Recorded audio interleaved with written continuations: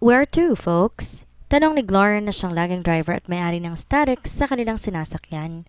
Sa dati o hahanap tayo ng ibang pwesto? May bagong joint dun sa may dating Taboo Club.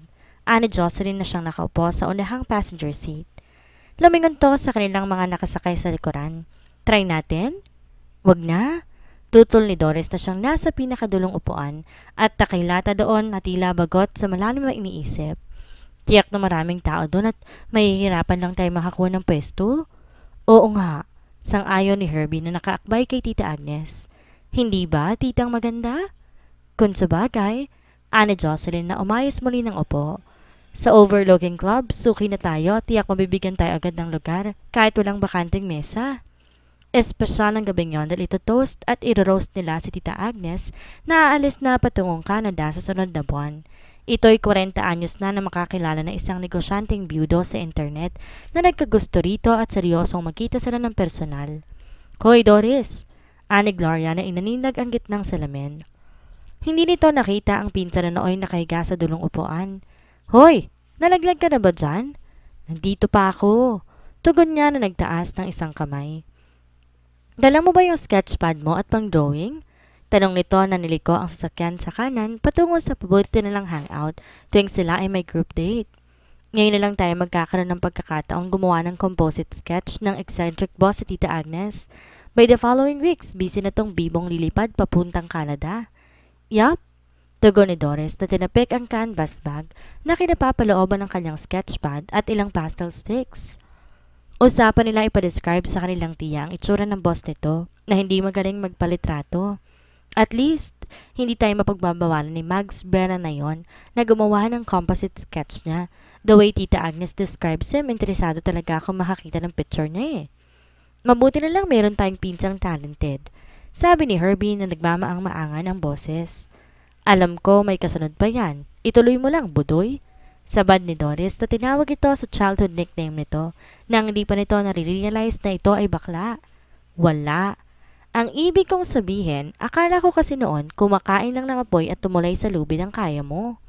Nagtawanan pa ang mga to, pero na lang siya na napailing. Di naman kita ng mga tong reaksyon niya. Naisip niya sana hindi na lang siya sumama gayong wala naman siya sa mood.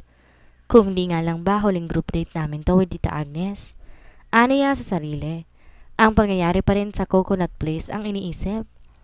Nang halikan siya ng di kilalang lalaking yon, nagtaka siya kung bakit di man lamang siya nag-react. Ang natural response niya manampal. Subalit sa pagkakataong yon napatitig lang siya sa mukha ng estranghero at tila na mesmerize. Dahil ba niligtas siya nito mula sa unwanted attention ni Robert? The thing is, hindi ko kasi siya makalimutan. Halos sabunutan niya ang sarili dahil niromanticize niya ang pangyayaring iyon habang nakamulagat sa kanyang mga mata ang katotohanan na malayong tsansang magkita pa silang muli ng lalaking yon na matapos siyang halikan ay hindi man lamang nagpakilala. Kahit papano may sense ang pagsama ni Doris sa group date dahil nitong nakarang mga buwan, dumadalo siya tuwing weekend sa special course na offer ng NBI para sa mga aspiring composite sketch artist. What do you think? Tanong niya sa tiya na binigay ang sketchpad. Sa kanyang paningin hanggang sa drawing ay ang mukha ng lalaking yun ang lumalabas. Very close. Napapangiting sagot ni Tita Agnes na hindi makapaniwala na nakapag-produce siya ng ganong likeness. Very, very close. Magagalit yun sa akin kapag nalaman na pinagpagawa ko siya ng composite sketch. Maano naman kung pinadrawing mong mukha ni Mags Brennan, hindi ka naman interesado sa kanya, saad ni Jocelyn. Tsaka, isang buwan ka lang magtatrabaho bilang PA niya. Tita A, ang damot-damot mo. Nakangusong angal ni Herbie. Bakit di mo man lang kami binigyan ng pagkakataon na makita siya in person kung ganyan pala siya kagwapo? Titingnan lang namin hindi naman hihipuin. Di nasisante na ako noon pa. At saka he's not sort of woman in his life. Anitong natatawa. Pinahahabol niya ang mga babae sa kanya. Ewan ko ba naman sa mga babaeng yon kung bakit tumahabol, hindi makaintindi na tapos na para kay Mags ang affair. Talaga? Ganon siya? Curious na tanong ni Doris na napakunot noo. Pero itong si Angela Herrera, patuloy na kwento nito. The fashion model? Nakataas ang kilay na singit ni Herbie. She is gorgeous. Nakita ko siya sa hotel namin last week and she is the reincarnation yata ni Queen Nefertiti of Egypt. Right, tango ni Tita Agnes. The fashion model. Siya ang dinidate ni Mag sa ngayon, pero who cares? Ngayon, meron akong announcement bukod sa aking pag-alis patungong Canada. Na naman? Sabay-sabay nilang tugon. This time, nais kong i-offer sa inyong apat ang trabaho ko. Sinong nais maging PA ni Mags Brennan? Ha? Napakangang sabi ng tatlong pinsan ni Doris. Siya lang ang hindi namangha sa offer niyon dahil nilalagyan niya ng finishing touches ang composite sketch. You mean, pariniguro ni Gloria na may ironic na tono. Sinong may nais na maging alipin ng dakilang boss mo? Well, hindi yun malayo sa katotohanan, pero ang sweldo absolutely fabulous. Ani Tita Agnes na napakibit balikat. Sorry, I'm a lawyer. Hindi ako nag-aral ng ganun katagal para lang magkanaw ng kape, no? Ani Gloria na tinaas pa ang dalawang kamay. 1 down, 3 to go. Countdown ang tiyahin nila. Bakit mo ba ino-offer sa amin ng trabaho, Tita Agnes? Tanong pa ni Doris. Bakit di kayo mag-advertise? Kilala ko kayong apat. Anitong may confidence. Alam kong kahit sino sa inyong pumalit sa trabaho ko, walang magiging angal si Mags Brennan. That is, kung hindi niyo gagawin ng mga bagay na ayaw niya sa isang PA. Hay nako! Bulalas ni Herbie na napatingin sa composite sketch at tumulis ang nguso. Kahit pa gaano siya kagwapo, kung terorista naman, tsaka sa ganda kong to, baka sa unang araw ko pa lang ng pagiging PA niya, pagsamantalahan niya na ako. Dedemanda ko siya ng sexual harassment at dapat lang pakasalan niya ako, no? Napahalakak si Tita Agnes. 2 down, 2 more to go. Nagkatingin na naman sina Jocelyn at Doris. Si Jocelyn mas qualified na maging PA dahil ito ang secretarial talaga, ang kinuhang kurso, samantalang si Doris liberal arts ang natapos. Si Jocelyn matamang nag-isip bago nagsalita. I doubt kung pakakawalan ako ni congressman. Anitong napapailing. Yeah, gusto ko nang mag-iba ng field pero mabait sa akin si congressman eh. Ko, baka naman hinahala mo tong si congressman ha kaya hindi ka makaalis sa kanyang bitag. Tudso ni Herbie. Huwag mong idadaldal yan sa Lola Maxi natin. Babala ni Gloria. Baka isumpara naman si Jocelyn for the end time ng matanda. Kailan ko naman kayo dinaldal sa ating Lola dear? Pakli ng bading. Alam kong loyal kayo sa akin dahil hindi pa rin alam ng matanda na ako ay bakla. FYI, dear cousin, may nagsabi na pong kamag-anak na nakakita na may kasama kang tsekwa. Pag-iimporma ni Doris. Hindi ka na lang masabihan ni Lola dahil ano pa nga naman daw bang magagawa niya. Pero kung aarte ka daw na talyada sa harapan niya, ibabatuhin ka raw niya ng tsinelas. That leaves you, Doris. Ani Tita Agnes. You have to make up your mind or else mag-a-advertise ako sa Lunes para sa papalit sa akin. Humugot muna na ang buntong hiningang dalaga, tsaka tinungga ang natitirang laman ng bote ng beer. Pag-isipan ko muna pag-uwi, tsaka kita tatawagan bukas, tita. Ani ang isinaayos ang kanyang eyeglasses bago maling tumitig sa composite sketch. Kanina pa niya nais ibulala sa mga kasama ang tungkol sa lalaking nakaengkwentro din niya sa Coconut Palace. Subalit binabuti na lang niya iyong sarilinin muna. Baka naman coincidence lang. Tandaan mo ang sasabihin ko, iha. Ani Tita Agnes nang sabay silang pumasok sa opisina, kalahating oras bago alas 8. Yon ang unang araw ng training ni Doris. Ihahanda mo kaagad ang lahat ng kailangan sa pagsisimula ng araw. Una, kukunin mo ang mga papers na kanyang babasahin na pertinent sa trabaho for the day. Ilagay mo mga yan sa kanyang desk at by the way, at 5 minutes before 8, kukunin mo ang kanyang Voss water mula sa refrigerator. Kumuha ka ng baso din magsalin ka hanggang kalahati. Bakit 5 minutes before 8? Usisan niyang napapataas ang kilay. Pwede namang earlier or sooner, diba? Di naman magbabago ang itsura ng tubig bago mag alas 8 ng umaga. Ayaw niyang matagal na naghihintay ang kanyang tubig sa mesa. It is possible na maalib-kabukan o kaya may temperature siyang nais sa kanyang tubig. Baka naman may dumapong langaw o lamok sa tubig. Ha? Ani Doris na napapailing. Meron siyang dahilan para sa lahat ng kanyang aksyon. Depensa nito sa boss. Hindi mo lugar ang magtanong. Bakit pa ba ako pumayag pumalit sa iyo eh? Ani ang piniikot ang bola ng mga mata. Importante na ilagay mo sa mood ang boss at nang maging maayos ang takbo ng trabaho. Tugtong pa nito. Ilang taon ka na bang PA niya? 5? Nakatagal ka ng ganon? Tanong niya na sumunod dito patungo sa office kitchen kung saan nandoon ang refrigerator. Nilabas ito ang botelya ng tubig. Trabaho mo rin i-replenish ang refrigerator na to ng mga bagay na nais niya. Paalala pa ni Tita Agnes. I will make a list of everything. Tandaan mo, ang ibang mga bagay sa loob ng ref po pwedeng maiba ang brand, pero ang kanyang tubig, Voss water lamang at wala ng iba. Saan luparap paggaling ang tubig na yan? Scandinavia. Norway to be exact. Tugon ito. You can order from Hong Kong online. Okay din naman ang Evian na. Ani ang napanguso. Or Perrier. Anong kaibahan ng mga yun? Pare-pareho lang mineral water na galing sa natunaw na glacier kung saan.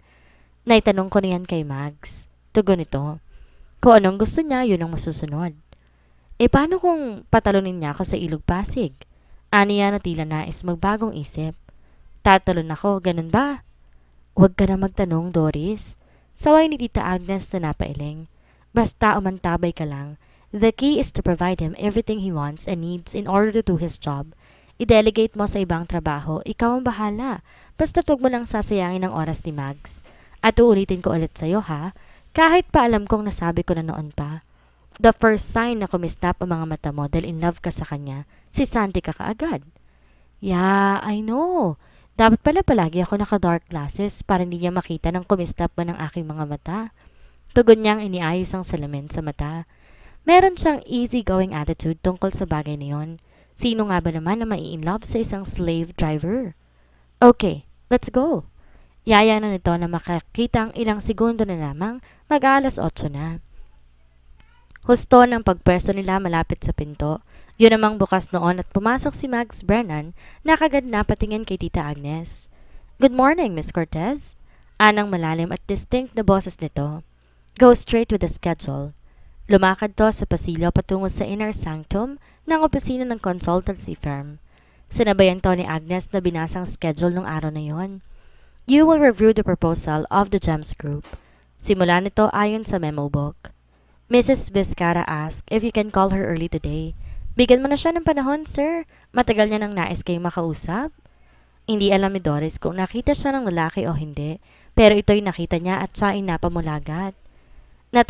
Tauhan lang siya na marinig na sumusutso si Tita Agnes na mapansing nakatayo pa rin siya sa tabi ng pinto. Halika na! Tawag nito.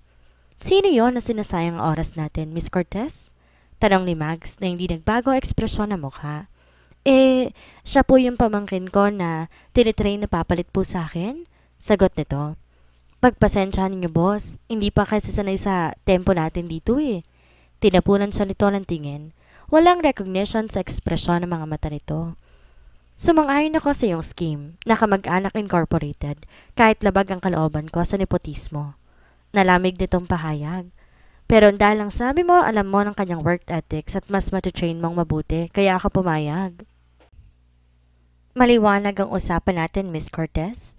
I want somebody who is efficient enough to replace you. Yes, sir. Tugon ni Agnes. Thank you, sir. For what? Matigas nitong tanong. For understanding the situation and implying that I am efficient, nakangiting sagot nito. I did not mean it as a compliment. Malamig na namang tugon ng lalaki na tinapunan lang ng tingin ng isang empleyadong bumati ng magandang umaga. Kapag pumalpak ang pamangkin mo, alam mo nang aking gagawin. Yes, sir. Anang PA na nakatingin kay Doris na halos nagtago na sa likuran nito. Nakahuma siya sa pagkakashock na makita ang kanyang magiging boss. Pinulungan niya siya ni Agnes na manood na muna at panoorin ang proseso ng trabaho sa opisina. Pagdating nga ni Mags sa mesa nito ay ang baso ng tubig ang kaagad tinanganan at uminom. Naupo ito at binuksan ang unang folder na nasa harapan nito. Papyaw yung binasa at saka binuksan ang susunod pa. Sa pagbukas ng pangatlong folder, pinasnap nito ang mga daliri. Yes, boss. Atensyon kaagad ni Agnes. Get me Ayala Holdings. Utos ito na sinara ang huling folder. Cancel my appointment at 10. If Henry C. Chanko is available, then he will have that slot. If not, arrange a meeting with Vic. Then lunch will be... You haven't told me where I'll be at lunchtime. I will get to that, sir. Sabi ni Agnes na mabilis na binuksan ang appointment book. Lunch. There! Lunch with Mr. Svein Nielsen, sir, sa Peninsula. That cancelled appointment at 10. Reschedule it for Wednesday next week. Then unclog my schedule on the last week of this month para makadalo ko kay Lolo Brennan. Sir? Ani Tita Agnes na napatunga nga, sabalit hindi na rin nagtanong. Do I have to repeat myself? Anitong tumingin sa personal assistant na walang intensong ulitin ang sinabi. Gumalaw ang mga mata nito patungo sa direksyon ni Doris na nasa kaliwang likuran ni Agnes. Gaano katagal na may anino ka sa likod mo, Miss Cortez? The whole week, sir. Ito ang huling linggo mo. Level ang boses nito. Yes, sir. You understand that even though she is highly recommended by you? Saad ng lalaking nakatingin sa PA. I still have the prerogative to fire her if she will not come up to scratch. Yes, sir. Ulit ni Agnes. It will be up to you, sir. Nang hapon yun na siya'y makauwi, halos tumili si Doris na mapag-isa sa kanyang silid.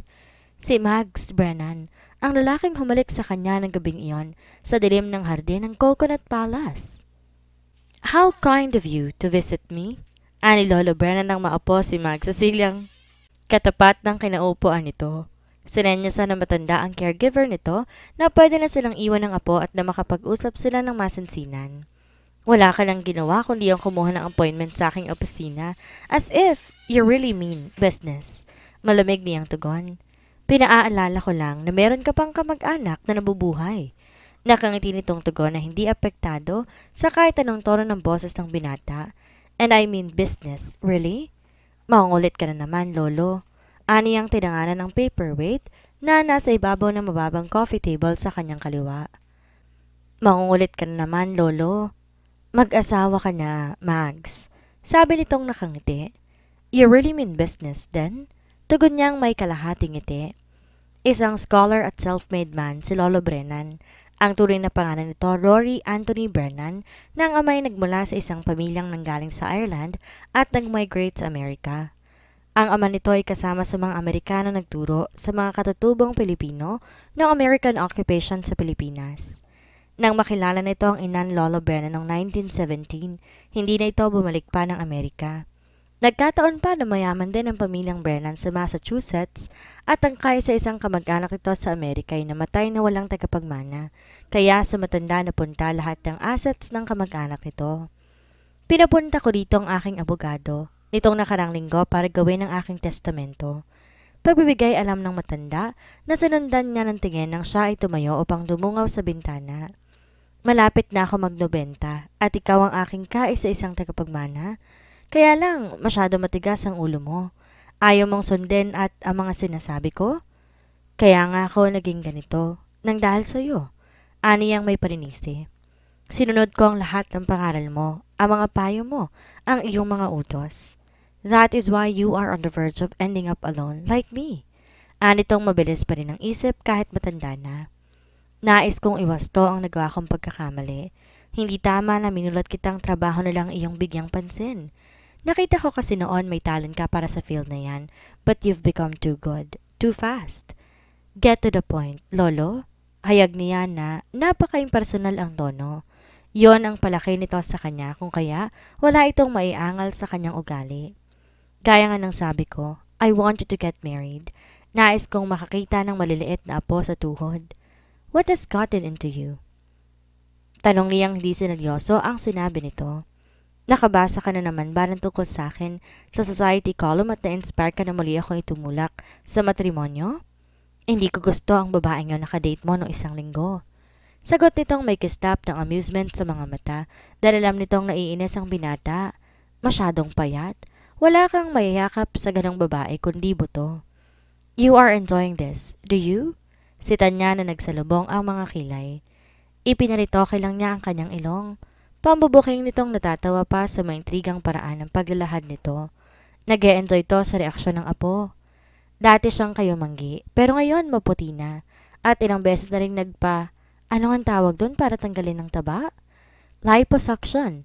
Salo niya na nais ding matawa at the same time, naiinis dahil hindi niya mailingid sa abuelo ang kanyang private life.